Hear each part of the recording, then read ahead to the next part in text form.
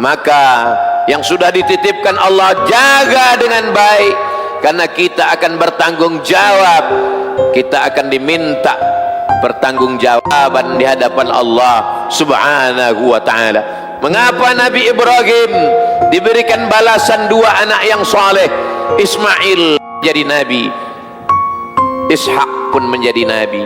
Itu semua adalah balasan Allah kepada Ibrahim alaihi salam. Allahu akbar, Allahu akbar, Allahu akbar, Allahu akbar, Allahu akbar, Allahu akbar, Allahu akbar, Allahu akbar, Allahu akbar kabira, walhamdulillahi katsira, wa subhanallahi bukratan wa asila. La ilaha illallah wa la na'budu illa iyyah mukhlishina lahuddin walau karihal kafirun. La ilaha illallah wahdah sadaqa wa'dah wa nasara 'abdah wa a'azza jundahu wa hazama al-ahzaba wahdah. Alhamdulillah wassalatu wassalamu ala rasulillah sayyidina wa maulana Muhammad ibn Abdillah wa ala alihi wa sahbihi wa man tabi'ahu wa mawalah. Asyhadu an la ilaha illallah wahdahu la syarika lah wa asyhadu anna sayyidana Muhammadan abduhu wa rasuluhu la nabiyya ba'dah. Allahumma salli ala sayyidina Muhammad nabiyil ummi wa ala alihi wa sahbihi wa barik wa sallim. Qala Allah ta'ala fil Qur'anil azim wa huwa asdaqul qailin. A'udzu billahi minasy syaithanir rajim. Ya ayyuhalladzina amanu taqullaha haqqa tuqatih wa la tamutunna illa wa antum muslimun.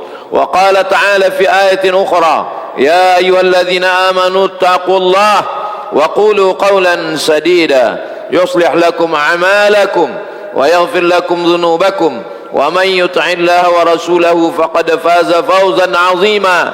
Ibadallah, usikum wa nafsi bitaqwallahi wa ta'atihi faqad fazal muttaqun. Hadirin hadirat jamaah Idul Adha yang dimuliakan Allah Subhanahu wa ta'ala. Allah Subhanahu wa ta'ala tidak meminta anak kita seperti yang diminta Allah kepada Nabi Ibrahim alaihissalam. Allah hanya meminta satu ekor kambing. Yang diminta Allah hanya satu ekor sapi, itu pun 7 orang bersama-sama. Lan tanalul birra, kamu tidak akan mendapatkan kebaikan hatta tunfiqu mimma tuhibbun, sampai kamu memberikan apa yang paling kamu cintai. Yang paling disayangi Ibrahim adalah anaknya Ismail yang dia tunggu selama 86 tahun. Menurut Imam Abul Fida Ismail Ibnu Katsir dalam tafsir Al-Qur'anil Azim, dia berdoa pagi, petang, siang dan malam, Rabbi habli minas salihin, berikan aku anak yang saleh. Rabbi habli minas salihin, berikan aku anak yang soleh. 86 tahun setelah diberikan, ternyata itulah yang diminta oleh Allah Subhanahu wa ta'ala. Dalam hidup terkadang apa yang kita sayangi, apa yang kita cintai diambil oleh Allah Subhanahu wa ta'ala. Maka kita dengan kekuatan batin membacakan ayat di waktu pagi, lillahi ma fis samawati wa ma fil ard, apa yang ada di bumi, apa yang ada di langit, lillah, milik Allah, bukan milik kita. Semakin dalam merasa memiliki, semakin dalam kekecewaan saat dia diambil oleh Allah Subhanahu wa ta'ala. Puncak daripada penderitaan adalah rasa memiliki. Maka kita diajarkan dalam Islam, semua ini bukan milik kita. Jabatan, harta, anak, istri, suami, semua milik Allah. Dipinjamkan Allah kepada kita sejenak, setelah itu dia ambil kembali. Makanya orang yang menyembelih kurban itu berkata, Allahumma minka walaka, ini hewan kurban ini minka dari engkau, walaka, dan aku sembahkan, aku berikan lagi kepada engkau. Aku tidak menyembah kepada yang lain. Iyyaka na'budu wa iyyaka nasta'in. hanya kepada Engkau saja ya Allah. Belajar dari peristiwa Nabi Ibrahim alaihi salam, Allah tidak meminta kambing Nabi Ibrahim, Allah tidak meminta unta Nabi Ibrahim. Yang diminta Allah adalah anak yang paling dia cintai. Kita tidak disuruh menyembelih anak, kita hanya memberikan anak demi Allah, lillah, kepada Allah, di jalan Allah. Silakan anak-anak kita menjadi insinyur, tapi dia akan menggambar masjid, dia akan menggambar bangunan, hasilnya dia membayar zakat, infak dan sedekah. Lillah, anak itu kita berikan kepada Allah. Silakan anak kita menjadi pejabat, kepala daerah, polisi dan tentara, tapi dengan jabatan itu dia menolong agama Allah. Lillah, bukan untuk dunia, tapi untuk Allah subhanahu wa ta'ala. Pelajaran yang kedua, Ibrahim berkata, ya bunayya, wahai anakku, inni ara fil manam, aku melihat dalam mimpiku, anni azba'uka, aku menyembelih lehermu, fanzur madza tara, apa pendapatmu wahai anakku? Apa jawab Nabi Ismail alaihissalam? Ya abati, wahai ayahanda, if'al ma tu'mar, laksanakan apa yang diperintahkan Allah.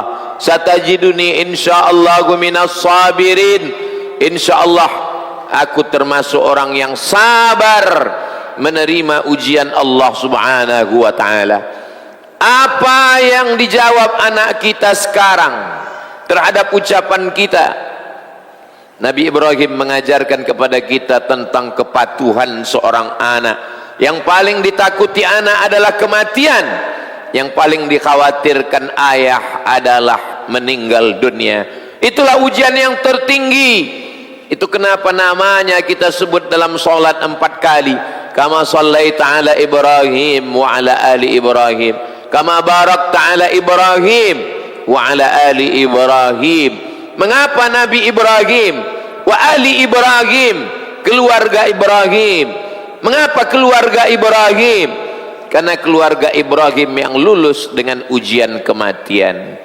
Ya abati, wahai ayahanda, if'al ma tu'mar, laksanakan perintah Allah.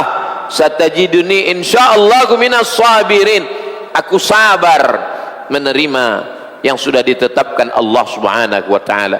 Bagaimana anak-anak kita sekarang? Anak-anak yang sudah terkena narkoba, na'udzubillah. Anak-anak yang sudah terkena LGBT, na'udzubillah. Anak-anak yang sudah terkena penyakit fitnah akhir zaman. Peristiwa Idul Adha mengingatkan kita kembali berapa banyak anak yang tidak diterima di pondok pesantren karena tidak pandai membaca Al-Quran. Kemana ayahnya? Kemana ibunya? Mengapa tidak mengajarkan anak membaca Al-Quran? Kalau kita tidak mampu mengajar, kita datangkan guru. Kalau tidak punya uang, kita bawa anak ke masjid, ke surau, ke langgar, ke musalla. Kita hanya mengantar dari maghrib sampai ke isya. Insya Allah dia akan hafal surat-surat pendek, dia akan membaca Al-Quran. Iqra'ul Quran, baca Al-Quran, fa innahu ya'ti yaumal qiyamah, Al-Quran akan datang pada hari kiamat, syafi'an li ashabi, memberikan pertolongan kepada orang-orang yang membacanya. Idza matal insan, diriwayatkan Imam Muslim, kalau manusia mati, inqata'a amaluhu, putus amalnya. Yang punya kekuasaan putus, yang punya jabatan putus, yang punya harta pun putus. Tapi ada pengecualian. Shadaqatin jariyah, sedekah yang tetap mengalir. Ilmin yuntafa'u bih, ilmu yang baik-baik yang sempat kita ajarkan bermanfaat buat orang banyak. Waladin salihin yad'ulah, anak-anak soleh yang mendoakan kita. Hari ini kita semangat lagi untuk mendidik anak kita. Jangan sibuk mencari harta dan kuasa sampai tidak sempat mendidik anak-anak. Anak-anak ini akan ditanya di hadapan Allah subhanahu wa ta'ala, dan ayahnya pun akan diminta pertanggungjawaban. La tus'alunna yawma idzin 'anil na'im. Kamu semua akan disoal, kamu semua akan ditanya. Kullukum ra'in, setiap kamu adalah pemimpin. Ayah akan ditanya tentang istri dan anaknya. Ibu akan ditanya tentang anak-anaknya.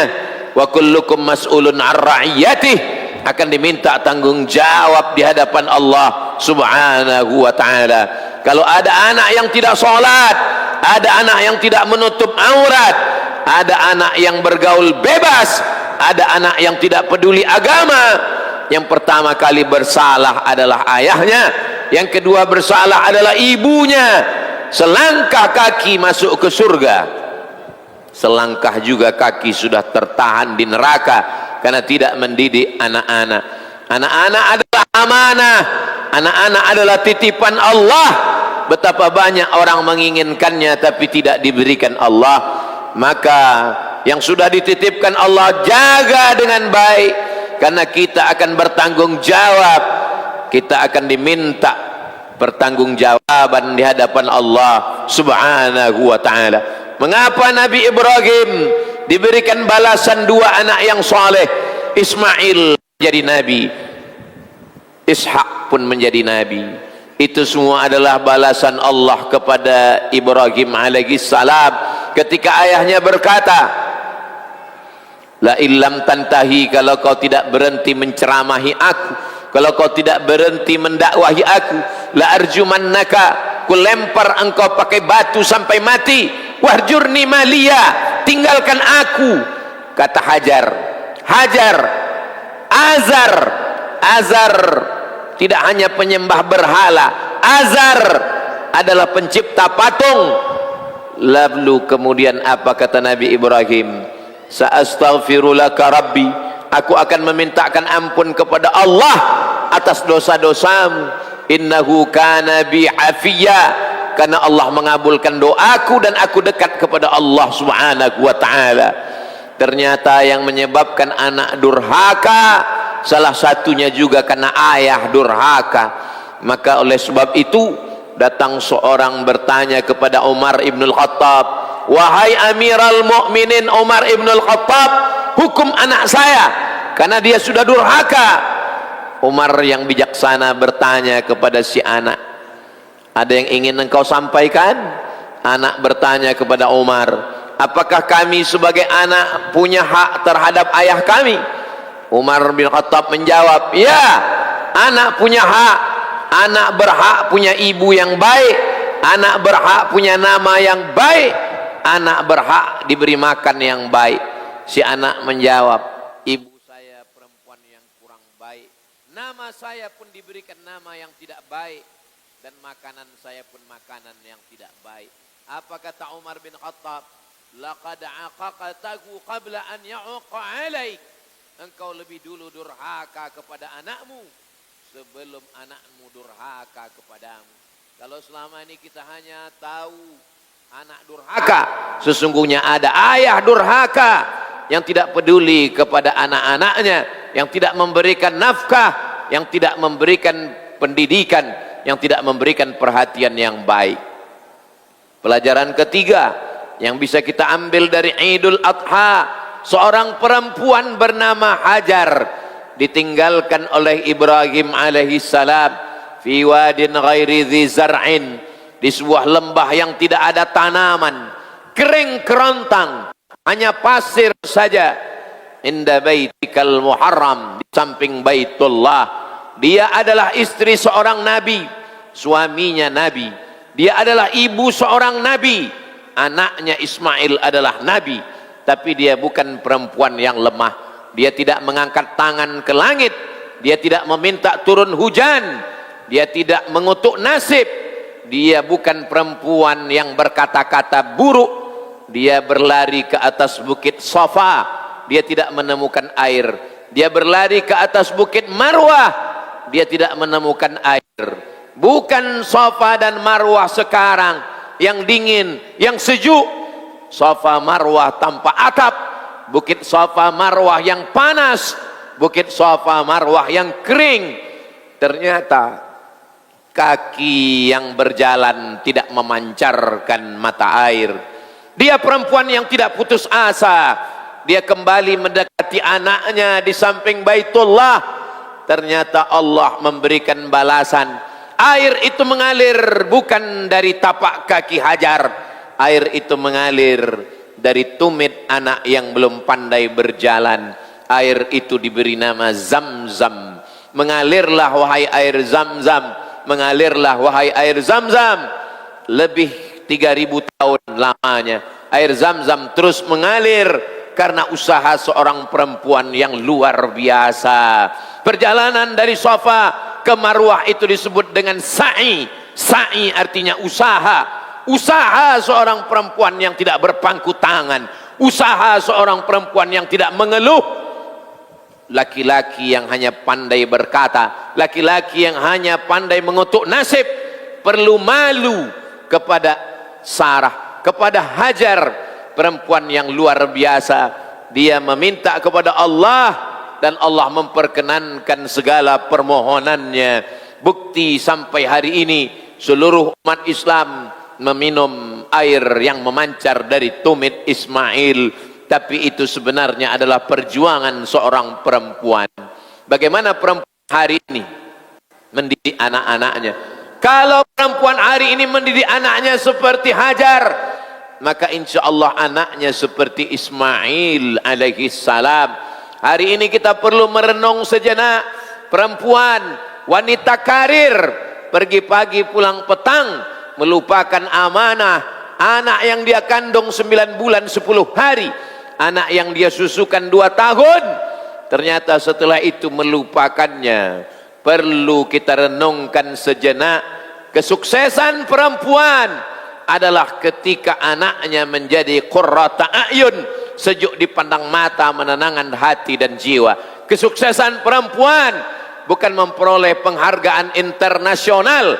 Kesuksesan perempuan ketika anaknya pandai mengaji, kesuksesan perempuan ketika anaknya bisa sholat, kesuksesan perempuan ketika anaknya tidak berkata keras, kesuksesan perempuan ketika anaknya tidak kurang ajar, kesuksesan perempuan ketika anaknya berdoa di waktu malam dan berkata, Rabbighfirli wali walidayya warhamhuma kama rabbayani shaghira. Idul Adha tidak hanya menyembelih hewan kurban. Pelajaran yang keempat yang kita ambil saat Ibrahim alaihi salam akan menyembelih anaknya Ismail, wa tallahu lil jabin, sudah dia letakkan anaknya di atas altar, di atas bukit. Ketika pisau itu sudah terasa sejuk di lehernya, fafadainahu bidzibhin azim, kami tebus anak itu dengan seekor sembelihan yang besar, ditebus dengan seekor kambing domba. Saat kita menyembelih, maka dianjurkan untuk menyaksikan penyembelihannya. Wal budna ja'alnaha lakum min sya'airillah. Unta yang disembelih itu menjadi syiar umat Islam berkumpul beramai-ramai untuk menyaksikan. Orang yang lemah imannya menjadi kuat, orang yang rapuh saat melihat umat Islam ramai. Kalau hati bersedih, kuatkanlah dengan takbir Allahu Akbar, Allahu Akbar, Allahu Akbar. Kalau hati merasa hebat, pujilah Allah, walillahil hamd. Pujian hanya milik Allah. Jangan gila dengan pujian, karena pujian hanya milik Allah subhanahu wa ta'ala. Saat kita menyembelih hewan kurban, darahnya tumpah, wa innad dama la yaqa'u minallah bimakan, darah yang menetes jatuh ke tanah cepat, tapi ada yang lebih cepat dari darah hewan kurban, ampunan Allah kepada orang yang berkurban. Innaha la ta'ti yaumal qiyamati biquruniha, hewan kurban itu nanti akan datang pada hari kiamat dengan tanduknya, wa aslafiha dengan kukunya, wa ash'ariha dengan bulunya. Kukunya, tanduknya, bulunya adalah sampah yang akan dibuang. Tapi pada hari kiamat sampahnya pun akan bersaksi bahwa orang ini sudah berkurban. Bagi yang belum terbuka pintu hatinya pada hari pertama, masih ada kesempatan tanggal 11 Zulhijjah. Belum ada uang, masih ada masa tanggal 12 Zulhijjah. Belum mampu, masih ada waktu tanggal 13 Zulhijjah. Setelah asar masih bisa menyembelih sampai tenggelam matahari tanggal 13 Zulhijjah. 4 hari penyembelihan. hari nahar tanggal 10, 11, 12, 13 hari tasyrik. Begitulah murahnya Allah kepada kita semua. Orang-orang yang menahan, orang-orang yang pelit, orang-orang yang bakhil.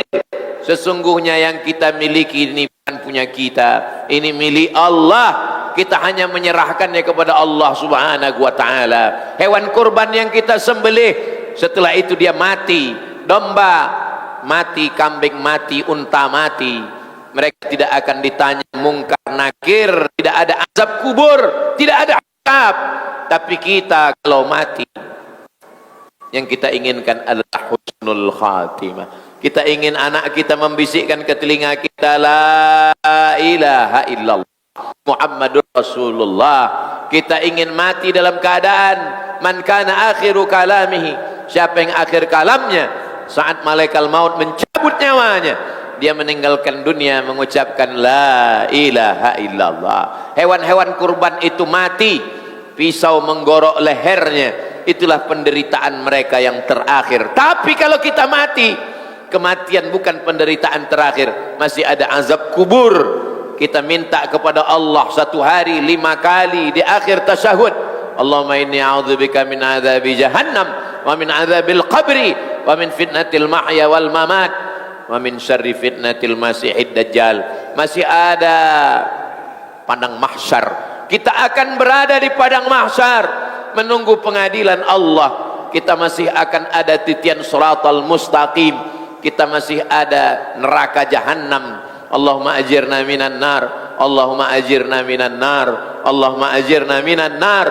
Doa yang kita panjatkan setiap penutup doa, Rabbana atina fid dunya hasanah wa fil akhirati hasanah wa qina adzaban nar. Pelajaran yang terakhir, yang kelima dari Idul Adha. Bagi kita makan daging itu biasa, tapi ada saudara-saudara kita makan daging itu luar biasa. Orang beriman tidak hanya memikirkan tenggorokannya, orang beriman tidak hanya memikirkan sholatnya. Orang yang sholatnya banyak, puasanya banyak, zikir tidak berhenti, hatam Al-Quran ke Baitullah, tapi tetangganya tidak makan. La yabitu syab'anan wajaruhu ila jambihi ja'i'un laisa bil mu'min. Dia bukan orang yang beriman. Siapa itu? Yabitu syab'anan, tidur dalam keadaan perut kenyang. Wajaruhu ila jambihi ja'i'un, tetangganya kelaparan, tetangganya tidak makan, dia tidak mau tahu. Sudahkah kita mendengar tangisan mereka di waktu malam? Kita semua akan dituntut di hadapan Allah. La yu'minu ahadukum, kamu belum diakui sebagai orang beriman. Kamilul iman, iman yang sempurna. Hatta yuhibba li akhih, sampai kau sayang kepada saudaramu ma yuhibbu li nafsih, sama seperti sayang pada diri sendiri. Allahu Akbar, Allahu Akbar, Allahu Akbar. Sambung silaturahim dengan jiran dan tetangga, sambung silaturahim dengan keluarga.